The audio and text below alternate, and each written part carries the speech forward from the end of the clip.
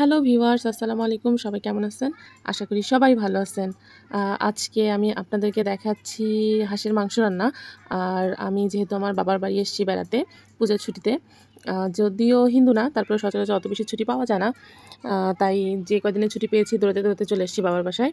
তো এখানে এসে আমার মা আমার জন্য একটা হাঁস জবাই রেখেছিল, ওইটাই জবাই করেছে। তো এই তো হাঁস কাটাকাটি চলতেছে।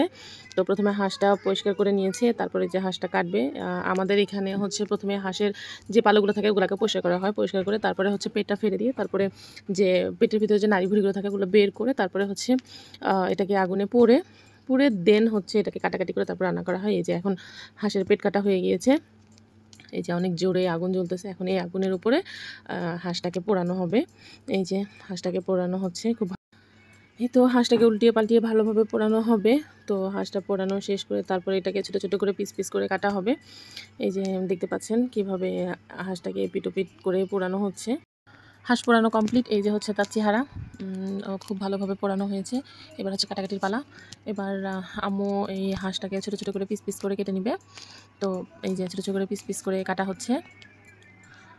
এই যে কাটার পরে এই হচ্ছে হাঁসের মাংসের চেহারা। এগুলো হচ্ছে ধুয়ে টুয়ে পরিষ্কার করার পরে তো একদম ভালোভাবে পরিষ্কার করা হয়ে গিয়েছে। এবার হচ্ছে রান্না করার পালা। আর এখান থেকে হাঁস থেকে যে ডিমগুলো বের হয়েছিল আর কলিজাটা এগুলো সব আলাদাভাবে রাখা হয়েছে। তো হাঁসের একটা বড় একটা ডিমও বের হয়েছে। কালকে এই ডিমটা পারতো।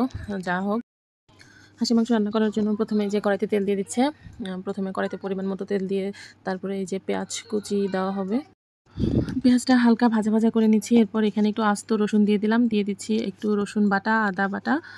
তারপর এগুলোকে একটু হালকা বাদামি করে ভেজে নিব। তারপর দিয়ে দিচ্ছি একটু এলাচ, একটু দারচিনি, একটু তেজপাতা দিয়ে তারপর একটু মরিচের গুঁড়া দিয়ে মশলার সাথে ভালোভাবে মিশিয়ে নিচ্ছি।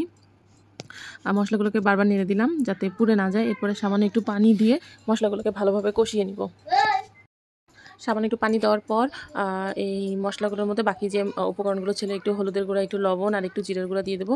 দিয়ে মশলাগুলোকে তেল না ওঠা পর্যন্ত কষাতে থাকবো। যখন মশলাগুলো থেকে তেল ছেড়ে দেবে সে পর্যায়ে আমি হচ্ছে ধুয়ে রাখা হাঁসের মাংসগুলো দিয়ে দেবো। এই তো ধুয়ে রাখা হাঁসের মাংসগুলো আমি দিয়ে দিচ্ছি। তারপর ধুয়ে রাখা হাঁসের মাংসগুলো দিয়ে মশলাগুলোর সাথে মাংসটা ভালোভাবে নেড়েচেড়ে নিতে হবে। তো এই যে নেওয়ার পরে কিছুক্ষণ পর আমি কষিয়ে নিয়েছি। কষিয়ে নিয়ে যখন তেল ছেড়ে দিয়েছে তখন আরেকটু পানি দিয়ে আমি আবার আরেকটু কষাবো। বারবার কষালে আপনারা হাঁসের মাংস যত কষাবেন তত টেস্ট হয়। এই জন্য হাঁসের মাংসগুলো ভালোভাবে আমি কষিয়ে নিচ্ছি। এই যে আমার হাঁসের মাংস অলমোস্ট কষানো শেষ হয়ে গিয়েছে। তো এর পর্যায়ে আপনারা হচ্ছে পরিমাণ মতো পানি দিয়ে তারপর আমি হাঁসের মাংসগুলোকে ঢেকে ঢেকে রান্না করব। এই তো আমার হাঁসের মাংস কষানো হয়ে গিয়েছে। এই যে পানি দিয়ে দিচ্ছি পরিমাণ মতো। এখন এটাকে ঢেকে ঢেকে রান্না করতে হবে সিদ্ধ না হওয়া পর্যন্ত। এখন আমি মাংসটাকে ঢেকে দিয়ে তারপর হচ্ছে আস্তে আস্তে রান্না করব। তো এই তো ঝোল দেওয়া শেষ। আমি একটু নেড়ে দিলাম ঝোল দিয়ে। এই তো এবার ঢেকে দিয়ে এটাকে আস্তে আস্তে রান্না করব। ঝোল দেওয়ার পরে হাঁসের পেট থেকে যে ডিমগুলো বের হয়েছিল ওই ডিমটা আর কলিজাটা আমি দিয়ে দেবো।